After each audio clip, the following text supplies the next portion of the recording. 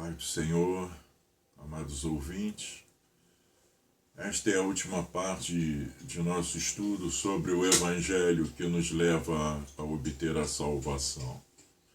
Na parte anterior, nós demonstramos que toda a nossa obediência atual é de caráter evangélico, isto é, ela é segundo o caráter da promessa do Evangelho que Deus fez, de que na presente dispensação da graça Ele se compadeceria de nós e perdoaria e esqueceria totalmente os nossos pecados e transgressões, conforme pode ser visto em Jeremias 31, 31 a 35.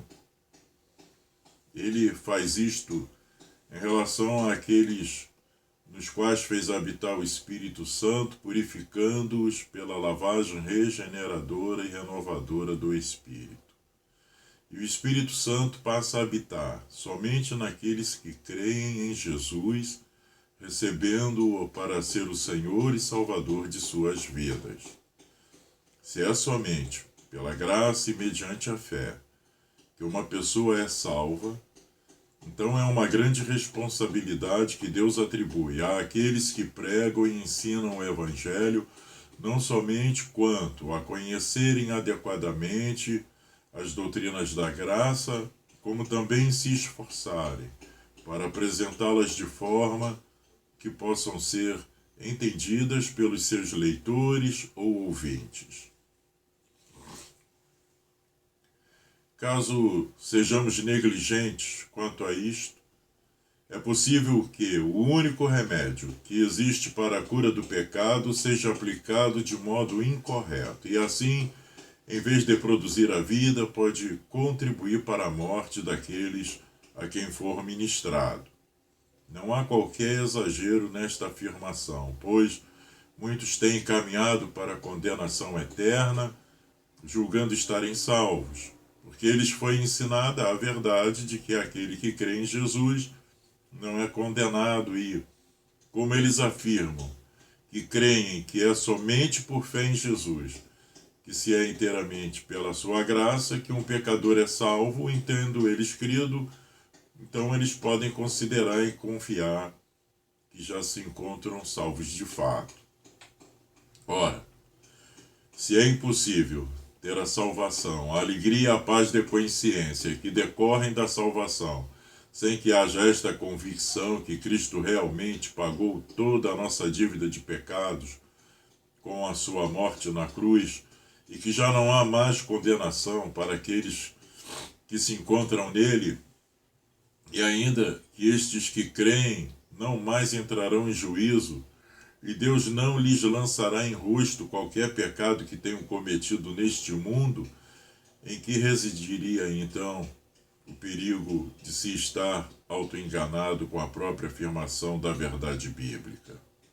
Eu respondo: o perigo não reside no conhecimento da doutrina sobre a graça e a fé, o qual a propósito é necessário, mas em ter recebido o que na verdade não se recebeu, ou seja, a fé e a graça genuínas que procedem de Deus como dons e poder para que possamos ser efetivamente salvos.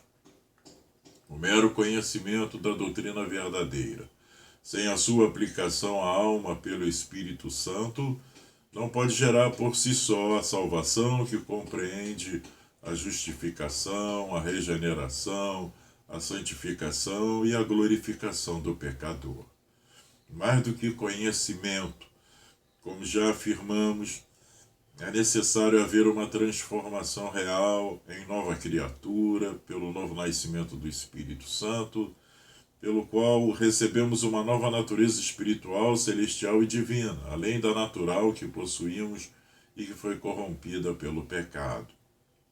Outro ponto importante a ser considerado é que não somos apenas salvos da condenação em razão do pecado, mas somos salvos para um grande propósito fixado por Deus antes mesmo da fundação do mundo, de que seríamos redimidos e restaurados por Cristo para vivermos em santidade diante dele. Entretanto, Se a perfeição e santidade fosse exigida para a salvação, enquanto permanecemos neste mundo, ninguém poderia efetivamente ser salvo para a vida eterna com Deus, uma vez que enquanto aqui estivermos, o pecado e os pesos que nos assediam tão de perto, atrapalhando a nossa carreira cristã, são uma realidade com a qual teremos que conviver. Então, a nossa santidade neste mundo deve ser de caráter evangélico, como é de fato, uma vez que é pela graça e misericórdia de Deus, conforme as temos em Cristo, que somos salvos, perdoados, justificados, regenerados e santificados. Nosso perdão é evangélico. Nossa justificação é evangélica. Nossa regeneração é evangélica. Nossa santificação é evangélica. Tudo é por causa de Cristo e por meio de Cristo, em razão da obra que Ele realizou e consumou em nosso favor. Tudo que somos e temos que seja do agrado de Deus é por meio de Jesus Cristo, pela fé nele, pela concessão da sua graça. Então, se por um lado já não há mais qualquer condenação contra o crente ou mesmo acusação contra ele que possa ser sustentada em juízo diante de Deus, todavia o crente não pode agradar a Deus se não viver pela fé. E sob o poder da graça de Jesus, inclinando-se para a vida do Espírito e rejeitando a inclinação para a carne. Deus se agrada de seus filhos enquanto os vê lutando para viver em santidade, mortificando o pecado e buscando serem semelhantes a Cristo. Ele não os rejeitará se falharem nisto, mas não pode efetivamente agradar-se daqueles que não vivem por fé, mas por vista. Como poderia Deus se agradar do crente quando ele não busca em primeiro lugar o seu reino e a sua justiça? Ele não lançará fora nenhum daqueles que se tornaram seus filhos por meio da fé em Jesus. Mas como pode se agradar com o modo que eles caminham neste mundo quando vivem segundo a carne, o velho homem, e não segundo o Espírito e a nova criatura? Por isso, os crentes são sujeitados à disciplina da nova aliança feita com eles com base no sangue de Jesus. O Pai os corrigirá e repreenderá, para que não sejam condenados juntamente com o mundo. Ele não os visitará em juízo depois desta vida, como fará em relação aos ímpios réprobos, cujos nomes não se encontram no livro da vida. E por isso os corrige aqui embaixo, de modo que sejam aperfeiçoados em santidade. É sob estas e outras considerações importantes sobre a justiça, o amor, a bondade, a longanimidade, a misericórdia e o juízo de Deus, que todo crente deve usar a joia de infinito valor da graça de Cristo, com a qual foi salvo, para que não abuse de um dom, que não lhe foi concedido para pecar, antes para vencer o pecado. Mas quem deixaria de se alegrar na presença de Deus, sabendo que ele não mais será condenado em juízo e que Deus não o envergonhará publicamente pelos pecados que praticou enquanto vivia neste mundo? Tudo isto porque Jesus pagou inteiramente o preço exigido pela justiça divina para que fôssemos perdoados e justificados de todos os nossos pecados, sejam eles passados, presentes ou futuros. Observe que quando Jesus separar os bodes das ovelhas na sua segunda vinda, ele apontará as falhas dos bodes, mas não há qualquer referência que poderia nevoar o momento de glória que será para as ovelhas, não fazendo qualquer menção às falhas que haviam cometido enquanto aqui viviam, senão somente elogiando o seu comportamento. Eles ouvirão: muito bem, servo bom e fiel, entrem no descanso do teu Senhor. Isto porque seus pecados foram cobertos pelo seu sangue remidor e lançados nas profundezas do mar para o eterno esquecimento. Ainda que Deus possa conhecer todas as nossas faltas ele não mais as lançará em nosso rosto no dia do juízo, porque são consideradas como removidas por causa da redenção operada por Jesus. O amor de Deus por nós, derramado em nosso coração pelo Espírito Santo, é quem lança fora todo o temor da condenação futura. Somos chamados a nos alegrar na boa nova da salvação, ou seja, do Evangelho pelo qual somos notificados, que fomos perdoados de todo pecado e culpa, sendo apresentados por Jesus ao Pai, inteiramente santos, inculpáveis e sem qualquer mancha ou ruga, pois esta é a condição final em que seremos apresentados quando for completado por Deus o trabalho da nossa santificação. Nossa tristeza santa, que é necessária em razão das falhas e pecados que ainda aqui praticamos, não pode apagar esta alegria de que já não há qualquer condenação nos aguardando no dia do juízo, no qual compareceremos para afirmar que Jesus é a nossa plena garantia, nosso pleno fiador, para responder por nós, de modo a sermos aceitos eternamente pelo Pai, e o Pai o reconhecerá para a exclusiva glória de Deus. A justiça de Jesus, que nos foi imputada na primeira vez que cremos e nos convertemos a Ele, jamais será retirada de nós, de modo que é por essa justiça que somos justificados, ou seja, declarados por Deus sem culpa perante Ele, porque nossas ofensas a Ele foram removidas pelo sacrifício e sacerdócio de Jesus. E uma vez tendo sido declarados justificados, fomos adotados como filhos de Deus e co-herdeiros com Cristo. Honras e privilégios estão inseridos nisto, e tudo pela graça e mediante a fé em Jesus. Somos bem-aventurados se sabemos e cremos nestas coisas, pois esta é a vontade de Deus para conosco. É por meio da fé e prática desta verdade que podemos viver de modo digno como verdadeiros filhos de Deus que somos.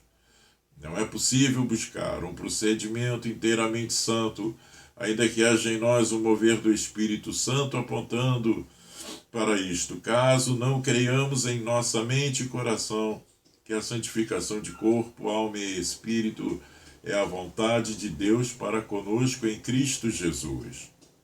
Precisamos meditar na palavra de Deus e conhecer a sua vontade revelada, para que ela possa ser aplicada a nós pelo Espírito. Quando falta este conhecimento, não é possível ser sadio na fé. Por quê?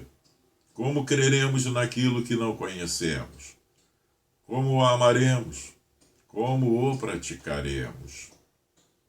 Para tanto, é importante que saibamos que, ainda que Deus se esqueça dos nossos pecados para efeito de uma condenação eterna, Ele pode nos trazer em juízo para sermos corrigidos, de modo que faremos bem em nos examinarmos para que Deus nos mostre em que temos pecado, para que possamos nos arrepender, assim como fazia o salmista. Uma alma graciosa sempre tem seus pecados diante do seu rosto. Ela diz com Davi no Salmo 51:3, eu reconheço minhas transgressões e meu pecado está sempre diante de mim. Quando nosso Senhor foi conduzido ao deserto para ser tentado pelo diabo, ele foi solicitado a transformar pedras em pães, porque era grande a sua fome, no final do jejum de 40 dias e noites. O diabo vislumbrou nele este desejo por comida, e então reforçou o desejo por meio de tentação, lhe dizendo que se era de fato o Filho de Deus, que ele poderia transformar pedras em pães. Se Jesus o fizesse, teria pecado, porque estava sob o comando total do Espírito Santo e somente poderia fazer o que lhe fosse ordenado pelo Pai. Nada poderia fazer por seu próprio poder, ao qual deveria renunciar em seu ministério terreno, para ser obediente não como Deus, mas como homem, segundo a instrução do Espírito Santo. O desejo de comer não era em si pecaminoso, mas a ordem era que somente quebrasse o jejum quando lhe fosse permitido pelo Pai. Assim, Jesus renunciou ao desejo, porque nem só de pão material vive o homem, mas de toda palavra que procede da boca de Deus. O desejo não foi consumado, e portanto não houve pecado, senão uma obediência pela qual o Pai foi glorificado. O mesmo sucede conosco, sempre que somos solicitados pelo nosso intelecto a fazer o que nos seja vedado pela palavra de Deus. Se renunciarmos à nossa própria vontade para fazer a do Senhor, então somos aprovados e nisto ele é glorificado. Assim, qualquer tentação específica traz em si mesmo o potencial para a nossa ruína, ou para a glória de Deus, em caso de desobediência ou obediência. Por isso, somos advertidos pelo Senhor Jesus quando disse: se alguém vem a mim e não aborrece a seu pai, e mãe, e mulher, e filhos, e irmãos, e irmãs, e ainda a sua própria vida, não pode ser meu discípulo. E qualquer que não tomar a sua cruz e vier após mim, não pode ser meu discípulo. Lucas 14, 26, 27. A cruz representa o ato de sacrificarmos a nossa própria vontade para fazer a de Deus. Assim, pois, todo aquele que dentre vós não renuncia a tudo quanto tem, não pode ser meu discípulo, disse também o Senhor em Lucas 14, 33. O fato de que Deus, desde a eternidade, conheceu a queda, decretando que permitiria que ocorresse, não é apenas confirmado pelas doutrinas de sua onisciência e decretos, mas também pelo fato de que Deus, desde a eternidade, tem ordenado um Redentor para o homem, para libertá-lo do pecado, o Senhor Jesus Cristo, a quem Pedro chama de Cordeiro, e em verdade foi predestinado antes da fundação do mundo, como se diz em 1 Pedro 1,20. Veja que Jesus foi eleito pelo Pai para fazer uma aliança de graça com Ele em nosso favor, pelo ajuste de carregar sobre si a nossa culpa, para nos imputar a sua justiça e vida. O pecado causa a morte eterna, mas o seu efeito pode ser revertido por meio da fé em Jesus Cristo.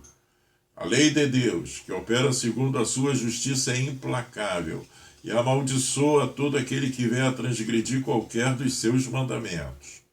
Mas o amor, a misericórdia, a longanimidade e bondade de Deus dão ao pecador a oportunidade de se voltar para Ele através do arrependimento e da fé, pois o próprio Deus proveu uma aliança com o Filho, através da qual pode adotar pecadores como filhos amados, para serem tornados santos por meio de Jesus, prometendo-lhes conduzi-los à perfeição total quando eles partirem para a glória celestial, assim como havia feito nos próprios dias do Velho Testamento, dando inclusive um novo corpo perfeito e glorificado a Enoque e ao profeta Elias.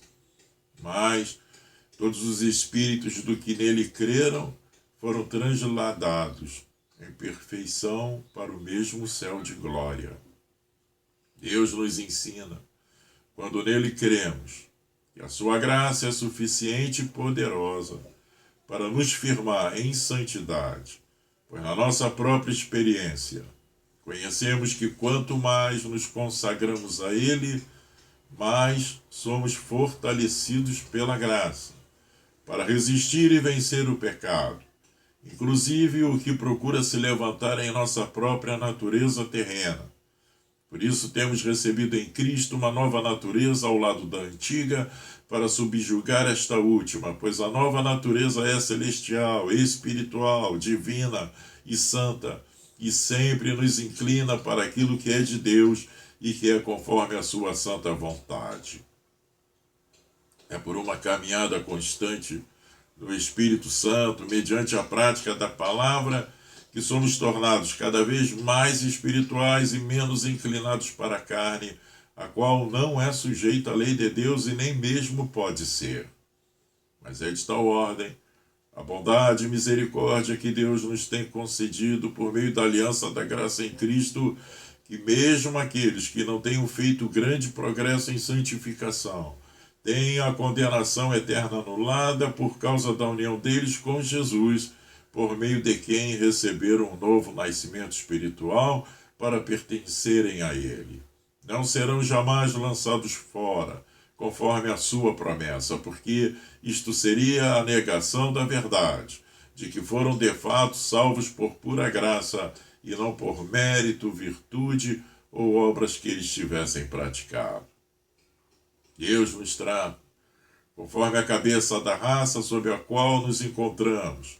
Se for apenas em Adão, estamos condenados pela sentença que foi lavrada sobre ele e todos aqueles que viriam a ser da sua descendência, mas se estamos sob a cabeça de Cristo, recebemos um novo nascimento e somos ligados espiritualmente a Ele, e não somos apenas livrados da sentença que tínhamos sob Adão, pois somos considerados por Deus como tendo morrido juntamente com Cristo, como também somos conduzidos à vida eterna pelo poder da justificação e da ressurreição que o próprio Cristo experimentou, para que fosse também comunicado aos que estão unidos a Ele pela fé.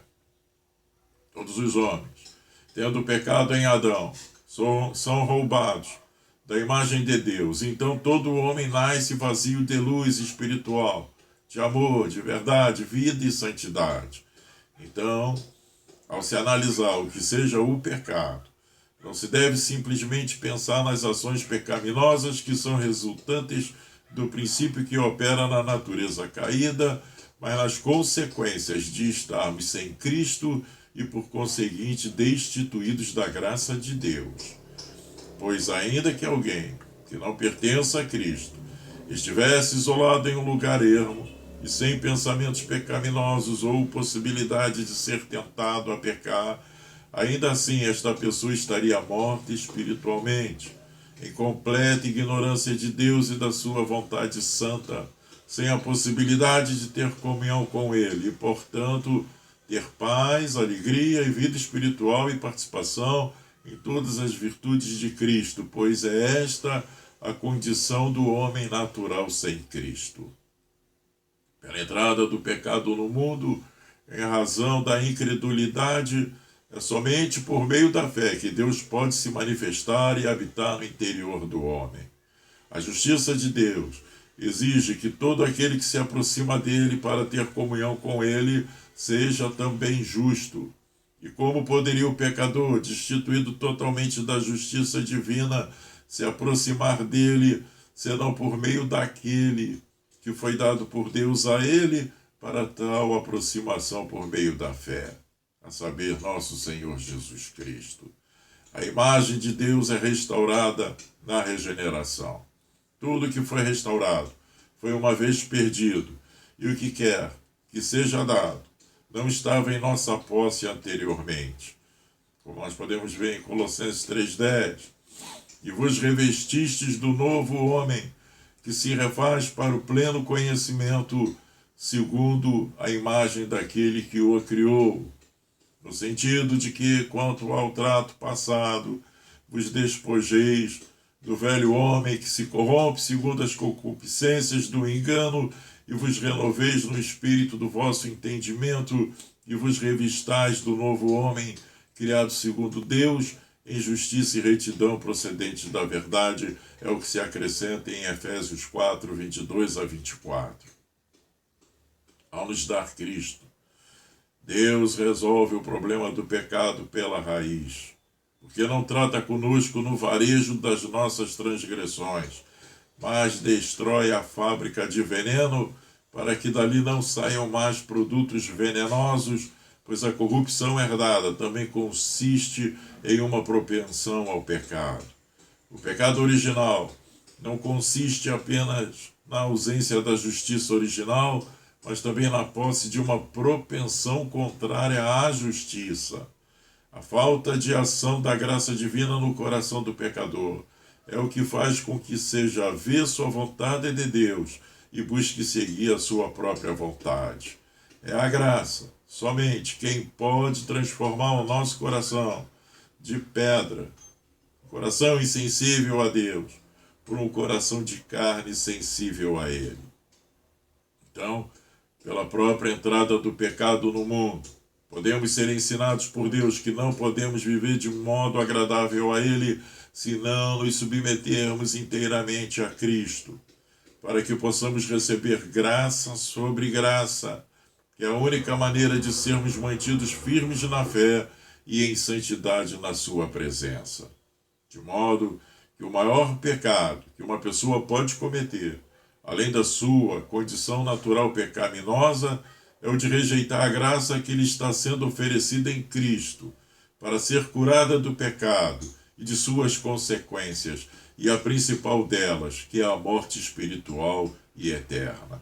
O pecado e a morte que é consequente dele devem ser combatidos com a vida de Jesus.